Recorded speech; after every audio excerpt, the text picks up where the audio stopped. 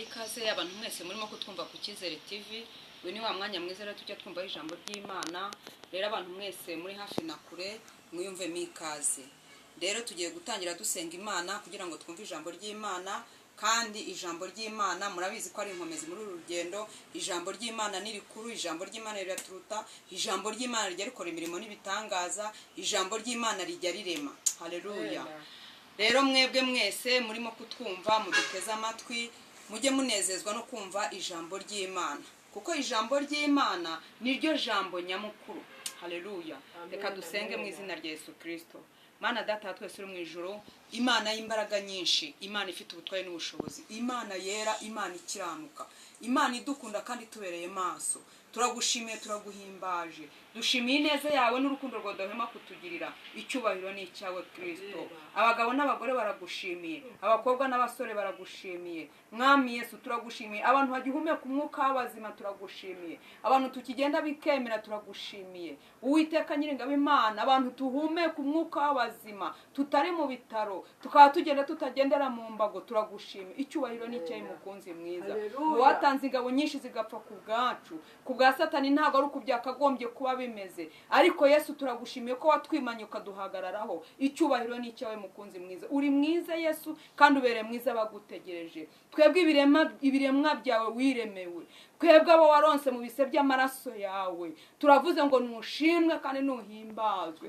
Haleluya. Warabambwe turabamburwa, niyo mpamvu turiho. Twebwe wemeye Kristo ukatwemera turi babi. Mwami turagushimiye. Haleluya. Imana ishimwe, Imana ihimbazwe. Warakoze Kristo. Umuntu wese wabyutse bikemera akagenda bigakunda, Imana nishimwe. Aragushimiye Kristo kuko uba wahabaye. Imana nihimbazwe. Kandi Uwiteka Nyiringabo Imana, n'abari mu bitaro Kristo ariko bagihumeka umwuka w'abazima, Mwami nushimwe kuba wabaramukije Kristo. Ntago biba byoroshye, uba wakoze igikorwa cy'indashyikirwa, ariko Yesu turagushimiye ko bagihumeka bigakunda. N'abandi bagendera Kristo mu magare, n'abandi bagendera mu mbago, Imana ishimwe kuba wabarinze. Icyubahiro ni icyawe mukunzi mwiza. Ndagushimiye kuri Imana igiturindira hafi na kure, ndagushimiye kuri Imana igitubera hafi, ndagushimiye kuri Imana igitubera amaso. Imana nishimwe kandi nihimbazwe. Urakarama rero mukunzi mwiza. Uyu ni wa mwanya mwiza tujya twumva ijambo ry'Imana. Sengeye imitima igiye kutwumva mu izina rya Yesu Kristo. Reka imbaraga z'umwuka wera zururukire muri iri teraniro mu izina rya Yesu Kristo. Ariko mbere na mbere mukunzi mwiza, ubanze weze kandi utunganye iyi mitima igiye gukurikira ijambo ry'Imana mu izina rya Yesu Kristo. Ndetse n'ugiye kurivuga ntaba ari njye, mu izina rya Yesu. Reka ukuboko kwawe kwiza kuruke kuze kubane nanjye mu izina rya Yesu. Reka imbaraga z'umwuka wera mu izina rya Yesu Kristo riganze muri iri teraniro. Reka ukuraho ibidafite umumaro muri iri teraniro mu izina rya Yesu Kristo. Nirukanye imbaraga z'abamedi n'abaperesi mu izina rya Yesu Kristo. Dayimoni utuma abantu batumva ijambo ryawe, dayimoni ituma abantu batucyumva ijambo ry'Imana, batakinezererwa n'ijambo ry'Imana. Umuriro w'Imana nutwike kandi nukongore mu izina rya Yesu. Mamagaye imbaraga z'Imana muri iri teraniro, kandi Uwiteka Nyiringabo Imana, abantu bose badukurikiye ubaha umugisha mu izina rya Yesu Kristo. Badukurikira uko bwije nuko bukeye ku Cyizere TV, ujye ubaha umugisha mu izina rya Yesu Kristo. Kandi icyo ngukundira rata Yesu, iyo utanze umugisha nta muvumo wongeraho. Urakoze rero Mwami, turagushimiye. Nuze utangirane natwe kandi uze gusozana natwe, tugusabye twizeye mu izina rya Yesu Kristo. Amen. Mwebwe mwese mwiyumvemo ikaze. Amazina yanjye ni Muhongerwa Grace, ndi umubyeyi ushima Imana n'ibindi Yesu aduhana umugisha. Rero mumenyere ko mbari kumwe na mugenzi wanjye. Uyu munsi ntawe uhari, ariko nta kindi kibazo bafite, nuko atari hafi. Arahari, ni muzima, nawe arabasuhuza mu izina rya Yesu Kristo. Hanyuma tugiye gusangira hamwe tumva ijambo ry'Imana dusanga uyu ni umuririmbyi wa Zaburi wa 55. Haleluya. Kugira ngo abafashe kandi ababere inkomezi muri urugendo. Muri uyu mwaka wa 2026 uzababera umwaka mwiza, uzababera umwaka w'umunezero, uzababera umwaka w'ibyishimo. Bya bindi mutabonye mu mwaka watambutse, reka uyu munsi bizababera ibyiringiro mu mitima yanyu. Haleluya. Reka dusome uyu muririmbyi ubundi twumve ineza y'Imana, twumve icyo Imana idushakaho, twumve imvugo y'Imana. Imvugo y'Imana ni ihame. Haleluya. Imana ishimwe. Kandi icyo nkundira Imana ivuga neza. Katusoma uyu muririmbyi nko gusenga. Ngo Mana ntegera ugutwi gusenga kwanjye, ntiwirengagize kwinginga kwanjye, nyitaho unsubize. Nyitaho unsubize kwinginga bintera gukora hirya no hino, bikananihisha. Haleluya. Kadusubiremo kugira ngo mubyumve neza. Haleluya. Ni Zaburi ya 55. Turasoma guhera ku murongo wa 2. Ngo Mana tega ugutwi gusenga kwanjye. Haleluya. Haleluya. Amen. Mana tega ugutwi gusenga kwanjye. Haleluya. Imana ikumvire kuri uyu munsi. Itega amatwi yumve gusenga kwawe. Itega amatwi yumve kwinginga kwawe. Yewe muntu udukurikiye ku Cyizere TV, ndakwingingira kugira ngo Imana uyu munsi yumve gusenga kwawe, yumve gutaka kwawe, yumve amaganya yawe, yumve icyo yibwiye. Haleluya. Kuko Imana yacu niyo Mana ubwira ikumva, yamara kumva ikagusubiza. Haleluya. Kandi icyo nkundiriye Imana, iyo yumvise ntago iguteza abantu. Ni Imana igira ibanga, ni Imana igira ibambe. Imana ikora. Haleluya. Kandi Imana yacu irashoboye. Iyo ije gukora ntawe utanga mu nkokora. Haleluya. Ni Imana ikinga ntihagire ukingura, yakingura ntihagire ukinga. Imana uyu munsi yumve gutaka kwawe, yumve kwinginga kwawe, yumve ibyo uyibwira. Haleluya. Amen. Kandi Imana wabumbura ukavuga irakumva. Na wundi ujya uvugira mu mutima akanira mu mutima byamurenze, atabasha kuba yasohora ngo avuge, nabyo irabyumva. Imana ikumvire kuri uyu munsi, yumve gutaka kwawe, yumve kurira kwawe. Na wundi unihira mu mutima bakabona amarira. Imana irumva, yumve gutaka kwawe. Haleluya. Yumve umubabaro wawe w'uyu munsi, ubundi gusubiza, igutegera ugutwi, yumve. Haleluya. Amen. Ngo ntiwirengagize kwinginga kwanjye. Haleluya. Uyu munsi ndakwingingira kugira ngo uyu munsi Imana yumve, ntiyirengagize kwinginga kwawe. Ntiyirengagize, ntikwirengagize, ntikureke, ntigusige, ntigutererane, ntiguhane. Yewe mubyeyi urimo kudukurikira aya masaha, Imana ntikwirengagize, yumve gutaka kwawe, yumve kwinginga kwawe. Yewe mukobwa udukurikiye, Imana ntikwirengagize, ntigusige, ntiguhane. Yewe musore, yewe mugabo. Haleluya. Imana ishimwe. Uyu munsi Imana ikumvire, mu bibazo byawe ikumvire, mu ntambara zawe ikumvire, mu burwayi bwawe ikumvire, maze gusubize. Kuko ni Imana ishobora byose, kuko ni Imana igihindura imisozi bigahinduka amataba, ni Imana igikora imirimo n'ibitangaza bagatangara, ni Imana iginezeza. Haleluya. Ni Imana igica inzira aho zitari. Imana ishimwe. Haleluya. Imana ishimwe. Haleluya. Imana ihimbazwe. Imana yacu irashoboye, niyo mpamvu natwe twayiringiye. Haleluya. Imana ishimwe. Nawe ayikurikiye ujye ukorwa n'isoni. Haleluya. Imana ihimbazwe. Imana ishimwe. Imana ishimwe kuko ari imirimo n'ibitangaza. Imana ihimbazwe. Rero muri bya bibazo byawe urimo, muri wa mubabaro wawe urimo, muri ka gahinda kawe, muri ka kazitiro urimo, Imana ntikwirengagize, Imana ikumvire. Muri bwa bushomeri bwawe Imana ikumvire. Haleluya. Amen.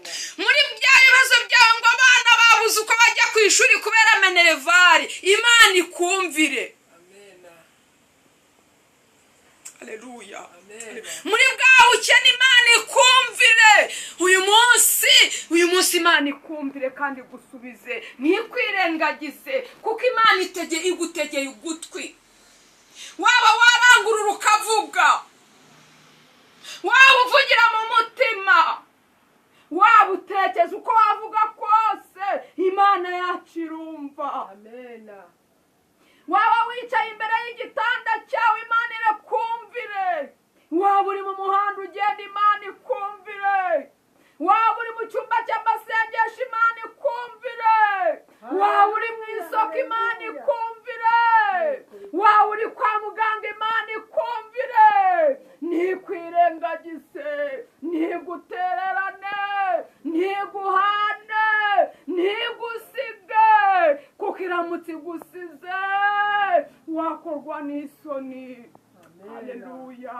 aya masaha ndakwingingiye yewe mugabo yewe mugore Imana ikumvire yewe muntu wabuze uko ubigenza Imana ikumvire yewe muntu wabuze epfo na ruguru urareba imbere ugasanga n'imisozi wareba ku ruhande ugasanga nawe wabuze uko ubigenza wareba inyuma ugasanga nta nzira ariko ndakubwingiye uyu munsi ngo Imana ikumvire Imana ntikureke Imana ikumvire igusubize ntabwo nzi ibibazo ufite ntabwo nzi uko waraye ntabwo nzi ikiguhagayikije umutima ariko aya masaha ndakwingingiye ngo Imana ikumvire Imana ikurengere Imana igutabare uko waba uri kose mu rwego waba urimo rwose Imana ikumvire kuko Imana yacu ntigirobanura ku butoni Imana yacu ntigireba kuranga no ku mashuri Imana yacu ntigireba ku butunzi Imana ikumvire waba uruhijwe n'uburwayi Imana ikumvire ikibazo ufite uko kingana cyose Imana ikumvire Imana ikumvire Imana ikumvire Imana yumve kwinginga kwawe ikubera igisubizo cy'ibibazo byawe ikubera igisubizo cy'uko uyifuza ikubera igisubizo inezeza umutima wawe Imana ikwishimire muri uyu mwaka dutangiye muri uyu mwaka 2026 umwaka washize wakubereye inzitane ubona nta ibyo utatunganyije muri uriya mwaka washize reka uyu munsi ugerageze Imana ibigufashemo kuko ni Imana igidushoboza ngo rega twebwe turabana b'abantu ngo ariko dushobozwa na Kristo duha imbaraga ni nako ijambo ry'Imana ryatubwiye ngo dushobozwa na Kristo duha imbaraga twebwe ubwacu ntabwo twakwishoboza ariko Kristo ni we ujya udushoboza akaduha imbaraga Imana ishimwe Imana igushoboze rero muri uyu mwaka dutangiye kugira ngo ubashe kugendana n'Imana uyoborwe n'Imana Imana igufata ukuboko mu izina rya Yesu Kristo ibyo wagendeyemo muri uriya mwaka bidatunganye mwami Imana igufashe kugira ngo uzagerageze iguhe imbaraga muri uyu mwaka uzatunganye ibyasigaye bidatunganyije ni nako n'ijambo ry'Imana ryatubwiye ngo igihe cyatumye kiriya gihe dusigaza ngo kwari kugira ngo dutunganye ibyasigaye bidatunganye Haleluya reka igituma uriho ukaba ugenda bikemera ukaba ugihumeka umwuka w'abazima ni ukugira ngo igihe Imana yaguhaye ukibyaza umusaruro Haleluya irindi jambo niryo ryambwiye neza ngo nimuze dushaka Uwiteka ngo mu gihe bigishoboka kwabonwa ngo umunyabyaha areke ingeso ze umunyabyaha areke ibyaha bye ngo agarukire Uwiteka igihe kirageze Haleluya ngo igihe kirageze kandi kirasohoye ngo abasengera data mu kuri no mu mwuka ngo bamusenge Haleluya amen Imana ishimwe ndumva muri uyu mwaka dusaba imbaraga kugira ngo Imana iduhindure ukundi kuntu tuba abantu badasanzwe yemwe bantu badukurikiye ku Cyizere TV mureke duhinduke rwose amen duhinduka mu buryo bwose mu mico no mu myifatire no mu myitwarire tuzinukwa rwose tureka ibyaha n'ibisa nabyo dukurikira Uwiteka Haleluya amen numvaga ari ibyo numva shaka kubabwira kugira ngo muri uyu mwaka ubu mwaka udasanzwe tugendane na Yesu kuko kugendana na Yesu nasanze ari ibanga rikomeye kugendana na Yesu ni irindi banga ni ibanga rikomeye wagendana n'umwana w'umuntu akagusiga ku nzira ariko icyo nkundira Yesu ugendana na Yesu mu burwayi uri kumwe na Yesu muri bya bibazo byawe uri kumwe na Yesu muri za ntambara urwana uri kumwe na Yesu umuririmbyi nawe aririmbye neza avuga ngo Yesu aramfata Haleluya ngo akankomeza Imana ishimwe ngo kuko nkunda byiza bihebuje. Haleluya, Imana ishimwe. Umwana w'umuntu mwagendana akagera akakwibeta, ariko icyo nkundira Yesu ntabwo ajya kureka, ntabwo ajya kwibeta. Haleluya. Niyo warwaye ukagera muri koma, Yesu muba muri kumwe. Na bya bibazo by'inzitane, Yesu muba muri kumwe.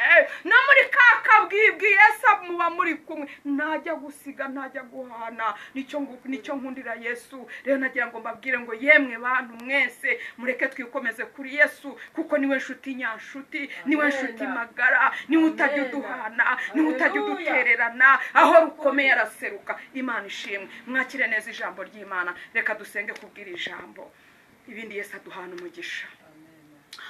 Haleluya, Imana ishimwe. Mwami Yesu, turagushimiye, turaguhimbaje. Ndagushimiye kubwira ijambo ryiza risohoye mu matwi yacu. Uwiteka Nyiringabo Imana, nyemera mukunzi mwiza, ijambo tubere inkomezi muri uru rugendo.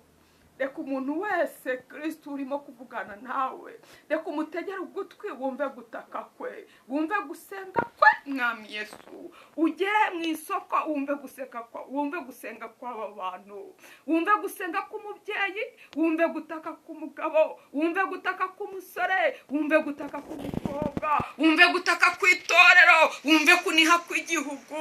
Mu izina rya Yesu Kristo, buri muntu wese mu rugero arimwo, Mwami Nyiringabo Imana, reka wumve kuniha mu izina rya Yesu Kristo. Ari ubumbura akanwa karangurura, ari utabaza, ari n'uvugira mu mutima ntibibashe gusohoka. Buri muntu wese reka umwumvire, wumve kwinginga kwe mu izina rya Yesu Kristo, maze umubere igisubizo, umubere igisubizo cy'ibibazo bye mu izina rya Yesu Kristo. Uri kwa muganga, wumve kuniha kwe. Wabuze minervari z'abana, wumve kuniha kwe. Uwiteka Nyiringabo Imana, muri ibihe bikomeye, reka wumve kuniha k'ubwoko bwawe bugutakira ku manywa na nijoro. Urakoze rero nshuti nziza, urakoze mubyeyi mwiza. Ngaho rero bana natwe nyakubahwa Imana ku Cyizere TV, umuntu wese nyakubahwa Imana adukurikiye, reka ahabwe umugisha nawe kandi akuwumvishe rino jambo. Reka Uwiteka Nyiringabo Imana ahabwe umugisha nawe, kuko twamaze kumenya neza yuko iyo utanze umugisha nta muvumo wongeraho. Icyo nicyo kijya titugirira ibyiringiro, kigatuma tutakuvaho. Imana ishimwe. Erega ntabwo tuzakureka, erega ntabwo tuzakureka, kuko twamaze kumenya neza yuko uri se w'imigisha, ntago tuzakureka. Imana ishimwe kandi himbazwe. Reka uha umugisha abantu bose badukurikiye, ndetse na kameramani wacu naho umugisha, kuko aba yakoze igikorwa cy'indashyikirwa kugira ngo aya majwi n'amashusho bibashe kugaragara mu izina rya Yesu Kristo. Kandi rati icyo ngukundira, iyo utanze umugisha nta muvumo wongeraho. Ngaho rero bana natwe rero tugirirwe neza nawe, ineza yo n'urukundo rwawe twomeho mu izina rya Yesu Kristo. Kandi reka ukora imirimo n'ibitangaza mu izina rya Yesu Kristo ku Banyarwanda n'Abanyarwandakazi. Uduhagararire ku gihugu, turinde ibyago n'amakuba, uturinde intambara mu izina rya Yesu Kristo. Uturinde akaga n'akagane mu izina rya Yesu Kristo. Ugire neza abayobozi bacu mu izina rya Yesu Kristo. Ubahagarareho, ubambike imbaraga kandi ubahe ubundi bwenge budasanzwe mu izina rya Yesu Kristo. Ubahe kugendana nawe, ubahe gukorana nawe mu izina rya Yesu Kristo. Bona abana b'abantu, ariko Uwiteka Nyiringabo Imana mbasabiye imbaraga mu izina rya Yesu Kristo. Ujye ubashoboza Kristo, ujye ubashoboza mukunzi mwiza. Urakoze Mwami, ndagushimiye. Ubarinde guhera ku nzego zo hejuru ukagera ku nzego zo hasi zibanze mu izina rya Yesu Kristo. Uwiteka Nyiringabo Imana, bose ubahagarareho kandi ujye ubarinda, ubabambaho amahema mu izina rya Yesu Kristo. Ujye ubimana rwose mu izina rya Yesu Kristo. Urakoze mukunzi mwiza, uturinde inzara mu izina rya Yesu Kristo. Ikibi cyose ukumire mu izina rya Yesu Kristo. Uburinzi bw'Imana bubeho ku gihugu cy'u Rwanda. Urakoze Mwami, ndagushimiye. Ngo ukomeza kubana natwe no kutugirira neza. Ugirire neza itorero ryawe mu izina rya Yesu Kristo. Ugabanya umubare w'abarimbuka, wongera umubare w'abakizwa mu izina rya Yesu Kristo. Uwiteka Nyiringabo Imana, kora imirimo n'ibitangaza mu itorero ryawe. Urakoze Mwami, ndagushimiye. Ariko ikiruta byose mukunzi mwiza, uduhe uturinde umubiri n'ubugingo kuko aribwo buzakubona mu izina rya Yesu Kristo. Nudukomereza amaboko rero uduha imbaraga mu izina rya Yesu kugira ngo tubashe gukora umurimo wawe dushize amanga mu izina rya Yesu Kristo. Kandi ubwoko bwawe budukurikiye mwami Yesu baha imitima mishya yindi yari muri Kristo Yesu, bajye bahindishwa umushyitsi n'ijambo ryawe mu izina rya Yesu, ko twamaze kumenya neza ko ijambo ryawe ari ryo jambo nyamukuru. Urakoze mwami, ndagushimiye ko ijambo ryawe rirarema, kuko ijambo ryawe rirakiza, kuko ijambo ryawe rirahumanura, kuko ijambo ryawe rikora imirimo n'ibitangaza. Imana ishimwe. Urakoze mwami, ndagushimiye kuri Imana yumva gusenga, bisabye nize mu izina rya Yesu Kristo. Amen.